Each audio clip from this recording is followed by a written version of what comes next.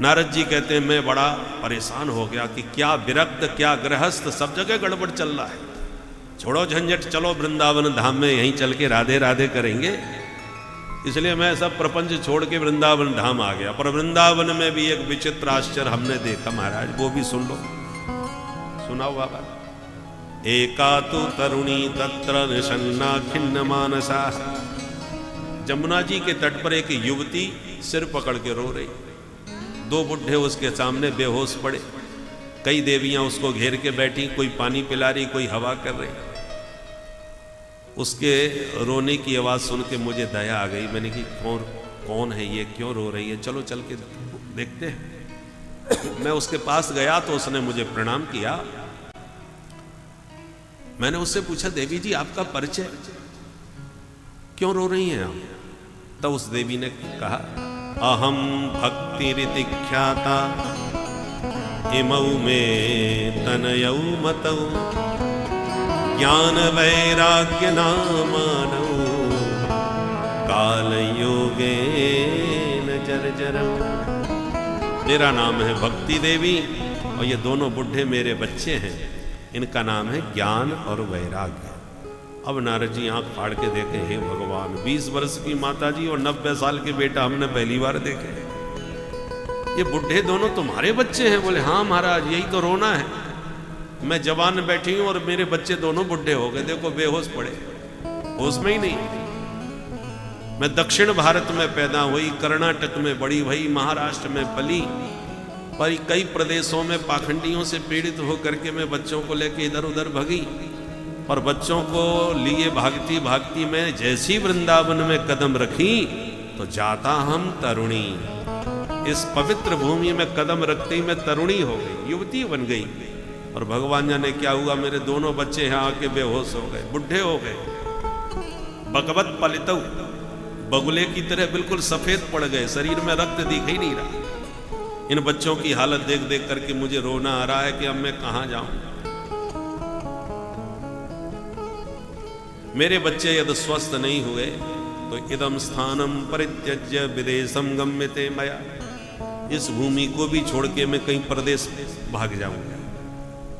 नारद जी ने एक क्षण में भक्ति मां की इस पीड़ा को समझ लिया। और क्या समझा? भक्ति युवती है, स्वस्थ है, फिर भी रो रही है क्योंकि ज्ञान वैराग्य बुढ़े हैं और बेहोश हैं। इसका मतलब क्या है? आज समाज में भक्ति तो खूब बढ़ रही है, भक्ति भाव में कहीं कोई कमी नहीं है। चाहे तीर्थों में चले जाओ, चाहे मंदिरों में चले जाओ, आजकल हर जगह कॉरिडोर बनाने पड़ रहे हैं, इतनी भीड़ उमड़ रही है भक्तों की। हम लोग इसी वृंदावन धाम में जब बिहारी जी जाते थे, हम लोग इस्कॉन मंदिर जो है बना है उसी के पीछे ही हम लोगों का गुरुकुल था, धर्म संघ संस्कृत विद्या, अभी भी है। उसी में हम लोग पढ़ते थे, विद्यार्थी जीवन में। तो जब बिहारी जी के दर्शन करने जाते थे तो जाने में डर लगता था, इतना सन्नाटा था चारों तरफ, सबसे ज़्यादा जंगल यहीं था जिसको आज इस्कॉन मंदिर क्षेत्र कहते हैं। उसके बाद बिहारी जी तक बिल्कुल सन्नाटा रहता था, सबसे दूर यही एकांत में कहा जाता था। अब तो वो बीचों बीच आ गया, तो जाने में डर लगता था, इतना शांत वातावरण। और बिहारी जी के मंदिर में कुछ ही लोग खड़े रहते थे, वहाँ की घंटों तक हम लोग पद सवैया ठाकुर जी को सुनाते रहते थे गा गा करके, और रात में संध्या आरती करा के फिर शयन पद गा करके सुला करके बिहारी जी को तब आते थे। अपनी आंखों से देखा हमने,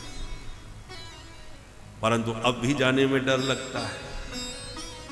पहले इसलिए डर लगता था कि सन्नाटा है, अब इसलिए डर लगता है कि कैसे जाएं।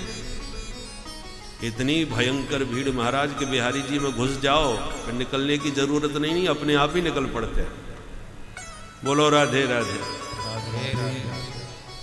और केवल यहीं की बात नहीं है, सब जगह, हर तीर्थ में, मंदिरों में, तो भक्ति भाव में कोई कमी थोड़ी है। कितनी भक्ति भावना बढ़ रही है लोगों की, भक्ति तो जवान हो रही है, इसमें कोई संदेह नहीं। परंतु भक्ति के इस तारुण्य में ज्ञान वैराग्य बिल्कुल बेहोश पड़े हुए हैं। जितने भी भक्तों की भीड़ हमें दिखाई पड़ती है देवालयों में, तीर्थों में, उनमें किसी को भी टटोल के देख लो, ज्ञान और वैराग्य दोनों ही गायब हैं। केवल भक्ति तो मिलेगी, ज्ञान वैराग्य का दूर दूर तक अता पता नहीं। बहुत से लोग भागवत श्रवण करने के बाद में भी कहते कभी कभी, महाराज हमने आपकी भागवत गीता सुनी, बहुत आनंद आया। तो हमको ये समझ में नहीं आता हमने गीता कही कि भागवत कही। हम लोगों को अपने ग्रंथों का सही से नाम तक नहीं मालूम कि हम भागवत पुराण सुन रहे हैं कि भगवत गीता सुन रहे हैं। भागवत गीता दोनों मिक्स कर देते हैं। अरे भागवत अलग चीज है, गीता अलग चीज है। गीता महाभारत का अंश है जो भगवान ने अर्जुन को सुनाई, और श्रीमद् भागवत जो सुखदेव जी ने परीक्षित को सुनाई वो 18वां पुराण है। तो ये हमारे ज्ञान की हालत है कि हमें अपने ग्रंथों का जब नाम भी ठीक से नहीं मालूम तो ग्रंथों में क्या लिखा है ये किसको ज्ञान, कौन पढ़ता है।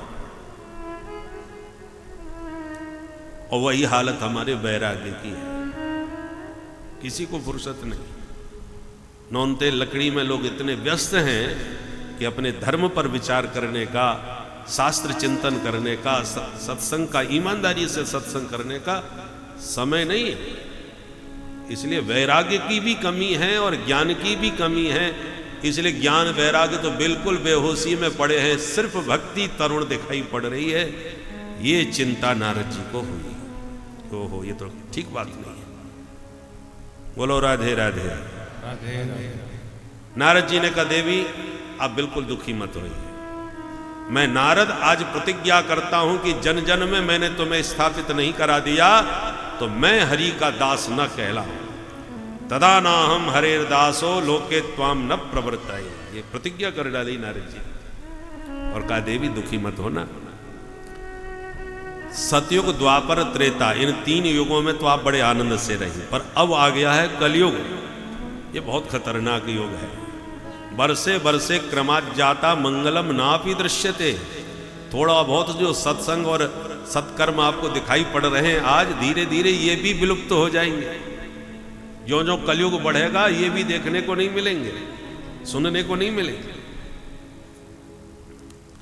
परंतु भक्ति माने का ये कलयुग जब इतना बुरा है तो ठाकुर जी ने इसको बनाया क्यों, इसको दंड क्यों नहीं देते।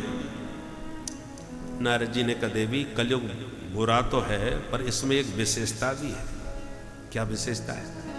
बोले यत् फलम नास्ति तपसा न योगेन समाधिना तत्फलम लभते सम्यक् कलौ केशव कीर्तना। इसकी विशेषता यह है कि अन्य युगों में जो कठोर तपस्या करनी पड़ती थी, ध्यान लगाना पड़ता था, यज्ञ करने पड़ते थे, उन सबसे जो फल मिलता था वो कलयुग में केवल हरिनाम संकीर्तन से ही जीवों को सुलभ हो जाता है। हरेर नाम हरेर नाम हरेर नामैव केवलम कलौ नास्तेव नास्तेव नास्तेव गतिरन्यथा। ध्यान लगाना बड़ा कठिन, यज्ञ करना बहुत कठिन, तपस्या करना बहुत ही कठिन, पर हरिनाम संकीर्तन में कुछ भी कठिनाई नहीं है। तो ये इसकी विशेषता है। और साथ ही साथ कलयुग को आरक्षण भी मिला है ठाकुर जी की तरफ से। आरक्षण क्या मिला है? कलयुग में यदि आप मानसिक पुण्य करो, मन से ही शुभ काम करो तो उसका पूरा फल मिलेगा। और मन से कोई पाप बन जाए तो कोई दंड नहीं है। मानसिक पाप का कोई दंड नहीं है और मानसिक पुण्य का पूरा फल है। तुम तन से शुभ काम नहीं कर पा रहे तो मन से ही कर लो भाई बैठ के। कलयुग में ये विशेषता है। भगवान शंकराचार्य जी कहते हैं कि हे महादेव, हम आपके लिए दिव्य भव्य देवालय बना सकें ये हमारे बस की बात नहीं, मंदिर बनवाना हमारे बस की बात नहीं है।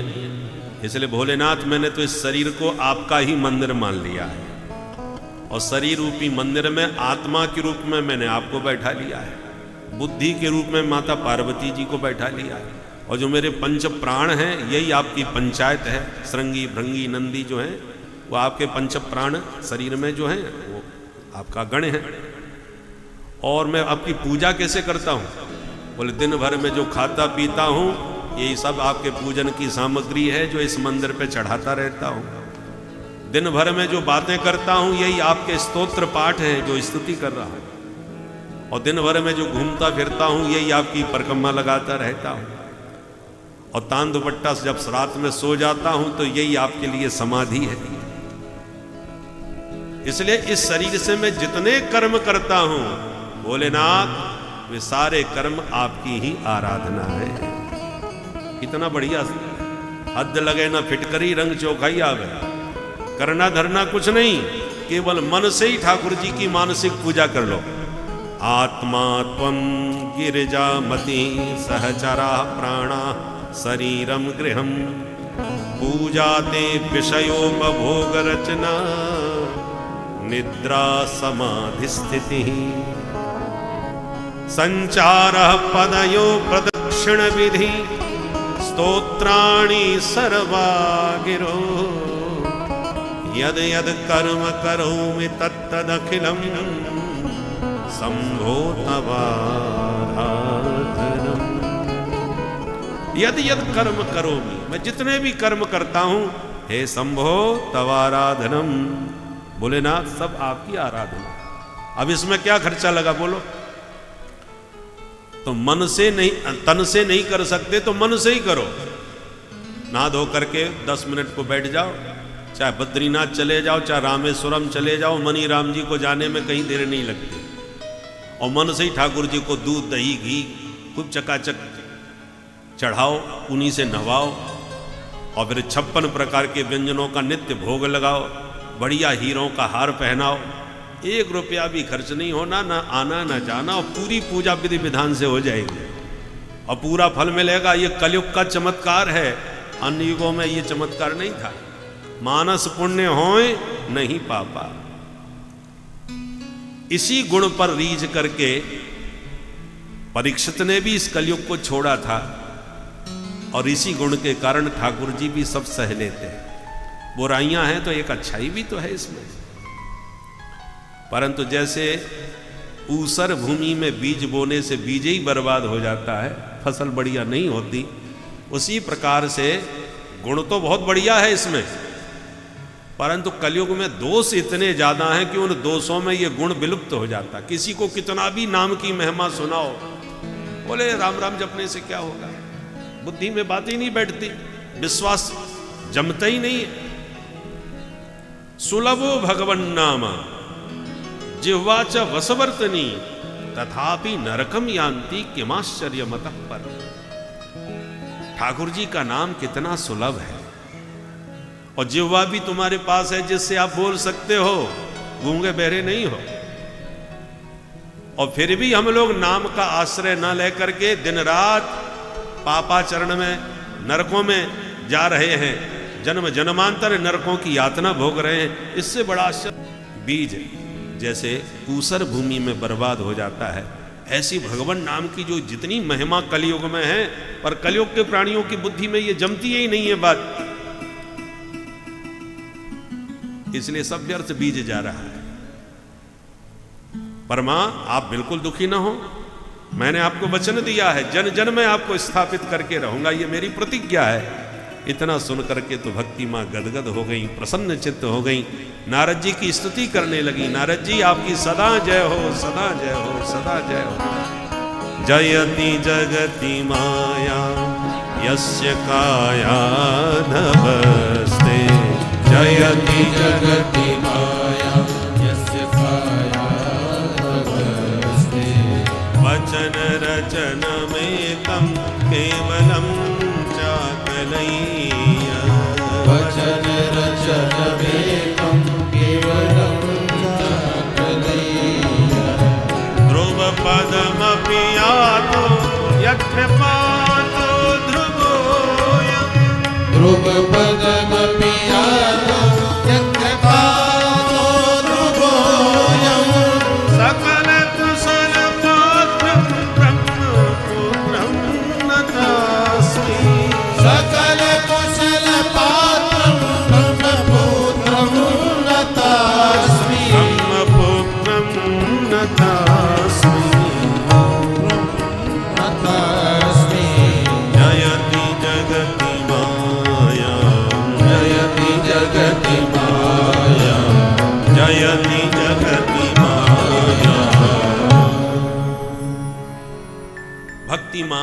स्तुति करने लगी नारद जी की। नारद जी आपकी सदा जय हो, सदा जय हो।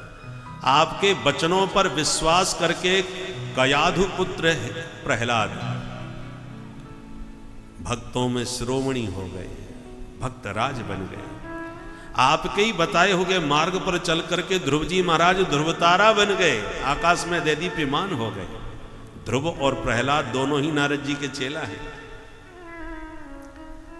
तो भक्ति मां कहती है, भगवान जैसे आपने ध्रुव प्रहलाद पर कृपा करी, वैसे मेरे इन बच्चों पर भी कृपा कीजिए, इनको स्वस्थ कीजिए। नारद जी बोले, वृथा खेदय से बाले अहो चिंता तुरा कथम, श्री कृष्ण चरणाम भोजम स्मर दुखम गमिष्यति। नारद जी बोले, देवी तुम व्यर्थ में इतनी दुखी हो रही हो, अरे चिंता छोड़ो और हरि के चरणों का चिंतन चालू कर दो। चिंता से शरीर सूखता है तो चिंतन से स्वस्थ रहता है। चिंता संसार की होती है, चिंतन भगवान का होता है। इसलिए देवी श्री कृष्ण चरणाम भोजम स्मर, भगवान के चरण कमलों का स्मरण करो, उससे क्या होगा? बोले दुखम गमिष्यति, तुम्हारे जीवन के सारे दुख क्लेश शोक सब समाप्त हो जाएंगे, भाग जाएंगे। तो नारद जी समझा रहे हैं, श्री कृष्ण चरणाम भोजम स्मर दुखम गमिष्यति। देवी चिंता छोड़ के हरि के चरण कमलों का चिंतन करो, सारा क्लेश आपका दूर हो जाएगा।